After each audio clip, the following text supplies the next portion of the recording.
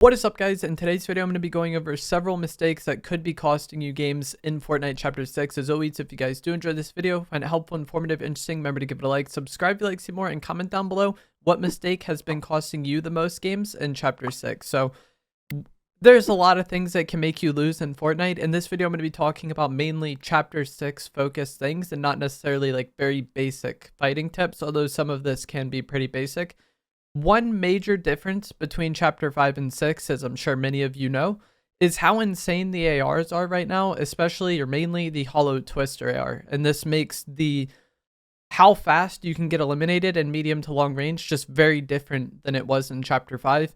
And one thing that can help you a lot avoiding deaths to these items or just avoiding the problem situations is going to be by using cars. If you're using cars to travel around the map, you have somewhat mobile cover. This is going to make it harder for people to beam you, and it's going to make it harder for people to just eliminate you based on timing, because it's kind of like how the ARs work. If the ARs are very good, then just bad timing can be the end of your game, you know? Whereas like if the ARs are kind of mid or just okay, that bad timing isn't just going to be like an immediate death sentence. But with how fast the Hollow Twister AR kills, you go up against somebody with decent aim, you can very quickly be back in the lobby. So using cars to kind of traverse and travel some of the more open areas on the map, I think can definitely reduce how exposed you are and like reduce how long you're existing in those like problem scenarios or like scenarios where just timing would get you killed.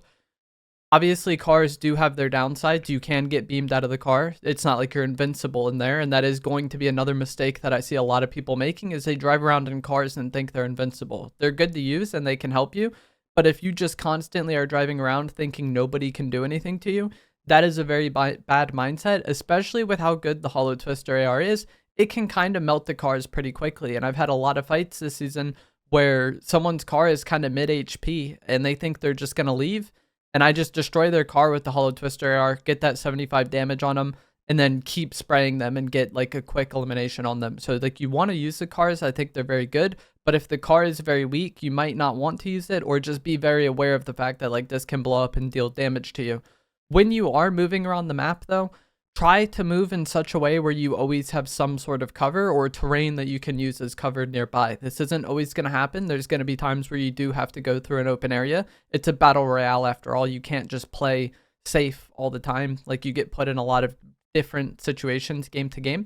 But if you can help it, try to be in an area where you have some sort of cover nearby, because getting caught with that bad timing, like I talked about, can easily be the end of your game. If you do have to travel on foot, you know, in an open area, try to do so with your mobility item or bunkers already equipped. That way you can save some time and just use those items immediately when you're getting shot, maybe even before you start getting shot if you recognize that, you know, an enemy sees you. Like if you have the shockwaves out, you can just hit the shockwave and get out of there. But if it's not equipped, then you take like a few shots and then realize you want to leave and then have to switch to the shockwave to throw it. That little bit of timing can get you killed. And then same, like I said, porta bunkers, if you are going to carry them, having them already equipped in those situations makes your reaction time so much faster.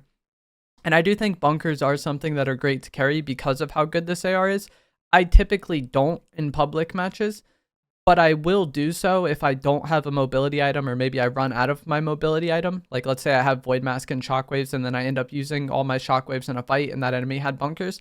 Sure, I'll take the bunkers, and then especially end game they can be pretty good.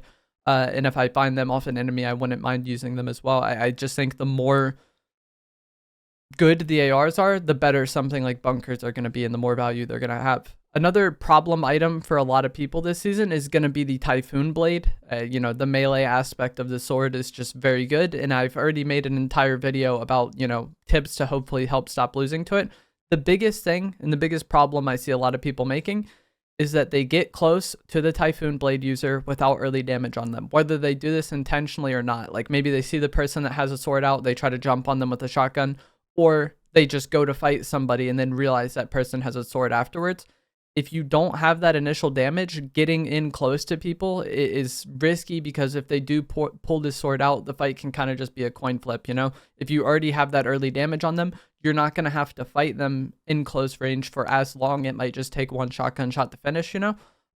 And the least amount of time you're spending in those fights, the least amount of time the sword user has to kind of take it over.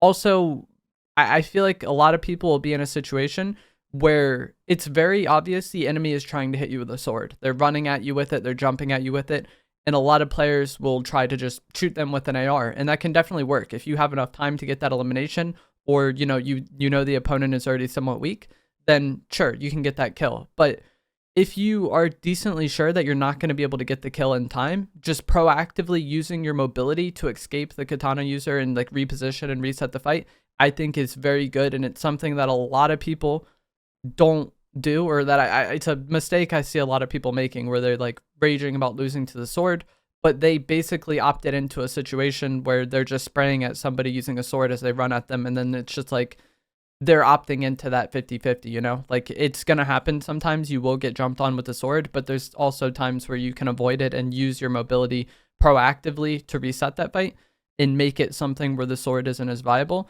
When it does come to fighting the sword, because like I said, it's gonna happen. Fortnite is a battle royale. Battle royales are very situational games. Like, a lot of random things happen. It's not the most consistent game moment to moment or match to match, you know?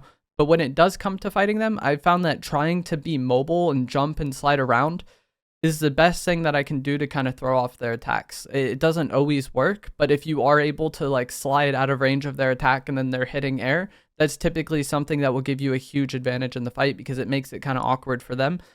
If you start getting hit by the sword, it's awkward for you and it feels like your movement kind of sucks, but the same kind of happens to them in reverse. If they miss and they're just hitting nothing, then that makes it a lot easier for you. So don't just stand there, try to, jump around and slide around. Also, I've noticed that the katana kind of has like an AoE attack. I don't know if it always does or if it's just a downward one. But with past melee items, I felt like if I could kind of put myself like near a tree or like any sort of like piece of cover, if they accidentally hit that instead of me, it would kind of grief their game. But the Typhoon Blade doesn't seem to work like that. Anytime I have like a piece of cover between me and them, I just get hit by it anyway. So I don't try to do that as much anymore. I try to just be as mobile as possible in these fights. But ideally, you just don't want to be fighting the katana user up close. That would be the best thing that you can do. The loot island that spawns in 4th zone is going to be another spot where a lot of people end up losing their match. This is rough, but I do think it is worth going for, because that invisibility medallion is very good. I think it's the best version of mobility, or like most effective version of invisibility that we've ever had in Fortnite. And then also having an unlimited sprint is great. This island gets pretty chaotic though. Like, the boss itself takes a decent amount of time to eliminate and is pretty active in terms of like how he teleports around and stuff. He doesn't just stand there typically. So one thing that I think that I do a lot is, if there's several people on island, I just leave. Like, you don't have to fight them all on island. You don't have to take out all of them. So like, if it is a very chaotic situation on island, you can just kind of dip and come back in a bit, if you need to heal or reload your guns or anything. It's no big deal. Anytime you fall off of island, you'll be able to fly. And so it's very easy to get off and back on the island. With the loot island that we had in chapter 5 and 6, you either had to rift up there or you had to zip line, and it was a lot more predictable, I feel like, where people were going to come in at. But also, the island was simpler in those chapters. Like, it was smaller and they just needed to capture a flag, or that's typically what people were trying to do to get that mythic. The boss, I feel like, takes much longer to eliminate than somebody capturing the flag. And then also, like I said, people coming up are more unpredictable. So like, if you do need to leave and just reset the fight, I think that's fine. You can come in, clean up, third party the rest of those fights, and then maybe steal the boss. That's also great. When you are fighting on island though, I think you want to have the void mask as much as you can, because if you're on one section of the island and you want to push somebody that's on the other section, if you have to fly to them, that creates an opportunity for them to beam you with the hollow twister AR. And if you try to shockwave over there or katana over to another section of the island, you'll get kind of like caught up in the wind tunnel and end up flying. But if you use the void mask, you can kind of teleport to the other sections of island without flying and not being as exposed. So I really want to have the void mask on island whenever I can. I want to have the void mask all the time, but if I ever want to push somebody on island, I'm using that void mask. And that's another mistake that I've seen a lot of people make. They get tags on me, and then they have to fly at me, and then I could just beam them, and the fight is a lot easier. And if they had a mask in that situation, they would have been way more protected pushing me, and also just done so faster, and then, been applying more pressure. I think sometimes also, if it comes down to it, you might just need to leave the island entirely and then shoot the person that gets the medallion out of the air as they leave.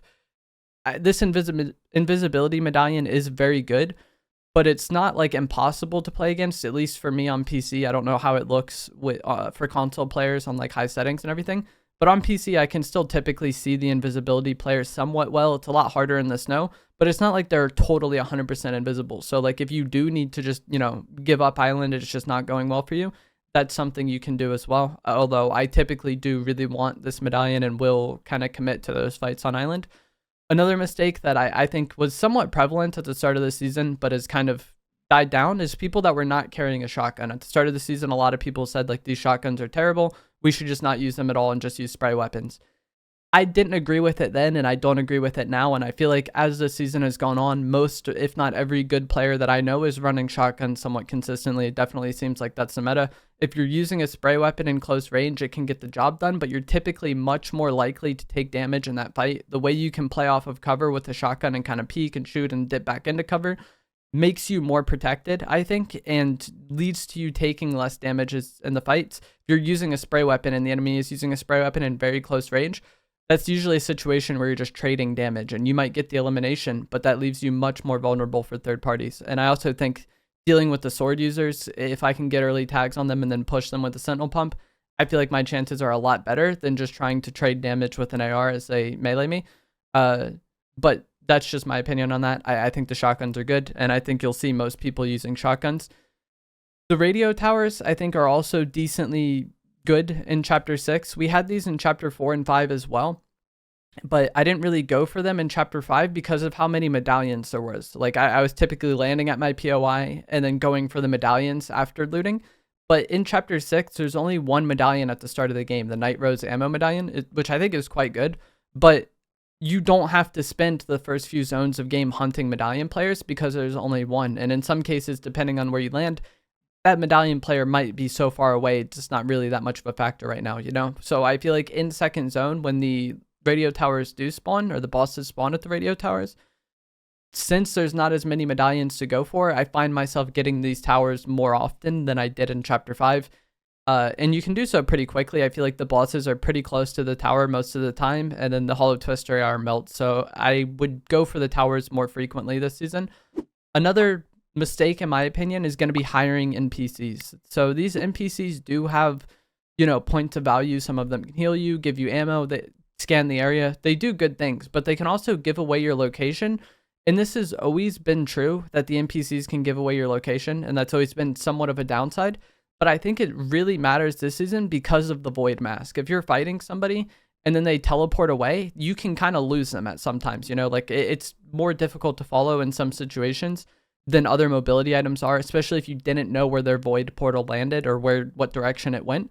But if someone has a hired NPC and they Void Mask away, that NPC will start running to them. Unless they're so far away, they teleport right away. But typically, every time I've seen, the NPC starts running to follow the person, and you can just kind of follow that NPC's path to the person or look at the direction it's going and then infer that the player went that direction. So I feel like the Void Mask is an item that can result in you getting lost by your opponent, and that's very good for you.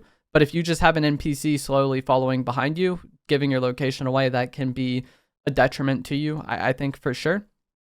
Also, with the Void Mask, I think another mistake people make is they teleport as soon as they throw a portal. Like, they throw the portal and then they're like, okay, I gotta go through this. But at times, the enemies expect that, and so you might throw a portal at somebody and then they kind of are focused on that portal, and that might open them up to getting, AR'd by you, or it might open them up to like being pushed by other mobility, because I typically run shockwaves and the mask, and I've had times where I throw my mask at somebody and then just end up shockwaving at them or shockwaving in a different direction and catching timing because of that.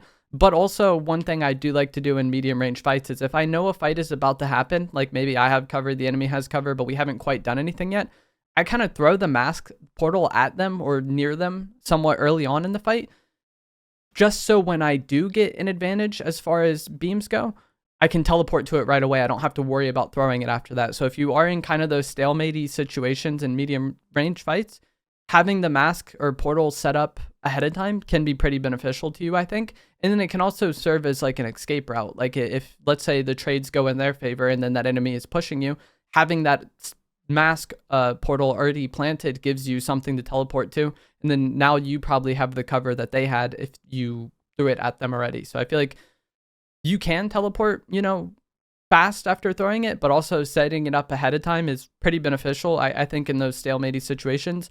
and sometimes people will kind of overexpose themselves to you if you do throw a portal down.